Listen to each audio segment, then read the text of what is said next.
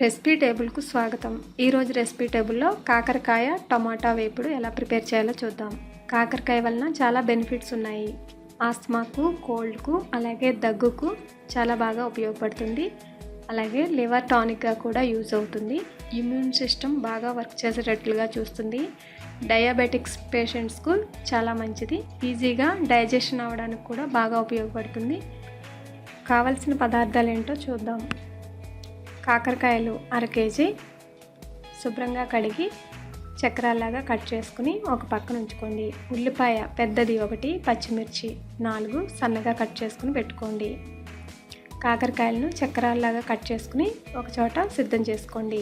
టమాటాలు 6 సన్నగా కట్ చేసుకుని ఒక పక్కన పెట్టుకోండి. పసుపు 1/2 టేబుల్ స్పూన్, కారం 1 లేదా 2 టీ స్పూన్స్, ఉప్పు రుచికి సరిపడినంత, ధనియాల పొడి లేదా కరివేపాకు పొడి 1 టీ స్పూన్, ఆవాలు, జీలకర్ర, కరివేపాకు 2 రెమ్మలు, నూనె 4 లేదా 5 టేబుల్ స్పూన్స్.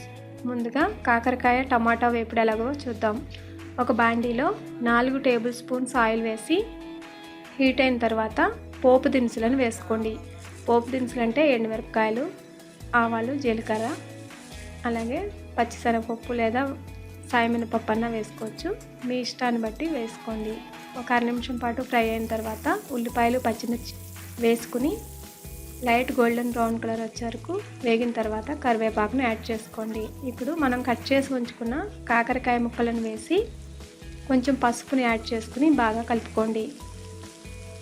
పసుపు యాడ్ చేయడం వల్ల ప్యాన్కు అంటుకోకుండా ఉంటాయి.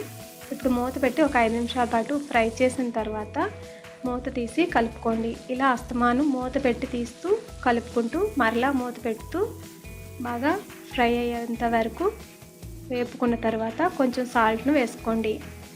సాల్ట్ వేసిన తర్వాత బాగా కలుపుకోండి.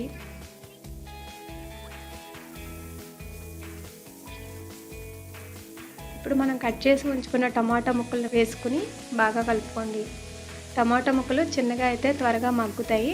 ఇప్పుడు మూత పెట్టి టమాటాలు మగ్గేంత వరకు ఒక 5 నిమిషాల పాటు ఉంచి మూత తీసి మరలా కలుపుకోండి. ఇలా టమాటాలు బాగా మ్యాష్ అయ్యేంత వరకు కలుపుకోవాలి.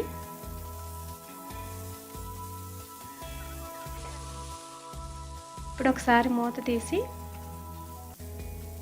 కొంచెం కారం వేసుకోండి. పచ్చిమిర్చి ఎక్కువ వేస్తే కనుక కారంను తగ్గించుకోండి.